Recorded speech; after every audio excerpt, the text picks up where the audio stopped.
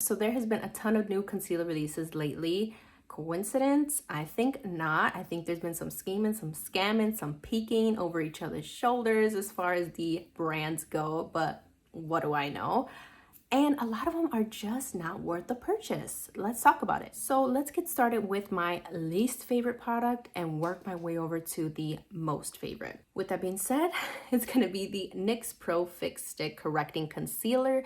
This retails for $9, comes in 24 different shades. I have the shade 05 Vanilla, which I do think works well for me. It has a light to medium coverage. It's very buildable, so I was pleasantly surprised with that. It also has a matte finish, which can be a good or bad thing for me since I do have pretty dry skin and eczema at that. So take that into consideration when you're watching my reviews of these products. If you don't have that same kind of skin type, just remember that mine is dry. I do have an oily T-zone sometimes, but usually it's pretty dry patches, eczema, like your girl's got all the problems, okay? So light to medium coverage, like I said, but buildable, matte finish, and it wears well underneath the eyes. The problem is the rest of the face. When there's a dry patch, it will cling to any and all dryness on my face, and it just looks horrific. And when it's not clinging to dryness, it is just disappearing. Where did it go? This does not last long on the face at all. Like, you cannot even dare to touch your face like that because it will ruin the whole thing. It will take it all off, girl. So with that being said, I'm gonna have to give this a 2 out of 5. Not my favorite, way too drying, makes the under eyes look too dry, not flattering at all. I like the coverage and I like the price tag, but it's just not for me. Maybe for someone with more normal skin type that doesn't have dry patches or any kind of dryness, this will work better. Maybe it'll hold up on you better, but for me, it's gonna be a 2 out of 5. Next, I have the Laura Mercier Real Flawless Weightless Perfecting Concealer. It retails for $33, comes in 22 different shades. I have the shade 2W1, which is described as light with warm undertones, and I do think this shade works very well for me. It is medium buildable coverage. I was very impressed with the coverage level that I got with this, and it gives you a natural matte finish. Nothing too matte, nothing too dewy. It's like really in the middle there. It's great. It's self-setting because it does have that thinner formula, and it's very smoothing when there is no dryness. And I'm talking about like on the cheeks and things like that, like on the forehead. When you don't have any dryness over here, it looks very smooth, pretty good.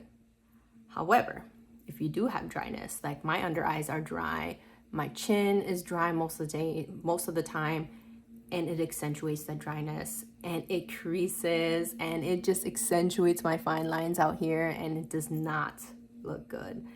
It does not pair well with dry skin because this is not hydrating whatsoever, okay? Sorry to tell you, but it is not. It also breaks down on my chin and my nose within like 2 hours or so. I'll just see like weird, like almost like my pores. It just looks funky. It looks weird. And I don't like that. So I'm gonna have to say no to this. It's not flattering on the under eye and it's not flattering on my dry areas.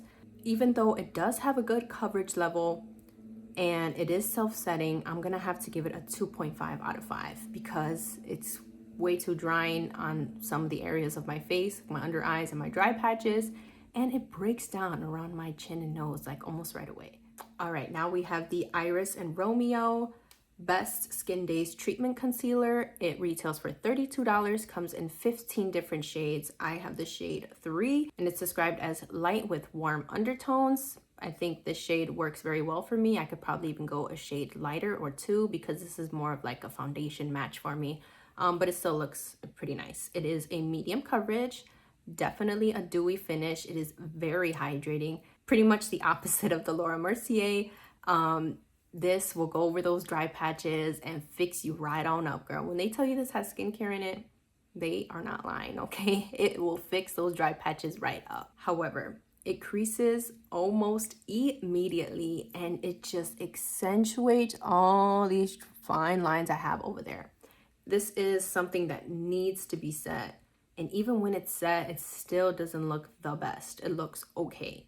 However, it does last about like 7+ hours, so I do enjoy the staying power on that. But those fine lines are just looking a little bit too rough for me when I wear this. You can really see that concealer gathering up in those lines, and I'm just not going for that look. Even though it's super hydrating and it lasts a good while, I still need my under eyes to look like themselves, not worse, okay? So I'm gonna have to give this one a 3.5 out of 5. Now we have the Kylie Cosmetics Power Plush Longwear Concealer. It retails for $27, comes in 40 different shades. Okay, girl, I see you with them shades. And I have the shade 2W, which is fair with warm, subtle, neutral undertones. So you have 40 different shades, and this shade just did me so wrong, okay? This shade did me so dirty. I don't know what they're talking about, warm or neutral. No, girl, this is olive. This looks so funky on my under eye, especially when I have foundation on paired with this, and my foundation's pretty warm. I mean, I'm pretty warm. I'm pretty yellow. And for me to throw this like greenish concealer on, it looks so weird, so funky. So it got some points taken away from that because it doesn't say anything about olive undertones in the description. Okay, so let's be accurate with the descriptions. This ain't it. Okay, now it is easy to blend. It has a natural finish. It's really gonna take up whatever kind of skincare products you have underneath. It's gonna be dewy if you have something dewy underneath. It's gonna be matte if you have something matte. It really just depends on what kind of skincare you have going on. This doesn't really stand up by itself as far as if it's dewy, matte in between. It's not like the NYX where it's gonna be matte, it's gonna be matte, it's gonna be matte, no matter what you do to it. And it's not like the Iris and Romeo where it's gonna be dewy, girl. You can mattify your face, but that's gonna make it look dewy. Nope, this will do whatever you tell it to do as far as that goes. With that being said, it's not the most hydrating. It's just a little bit too dry for me. Just a little bit too dry.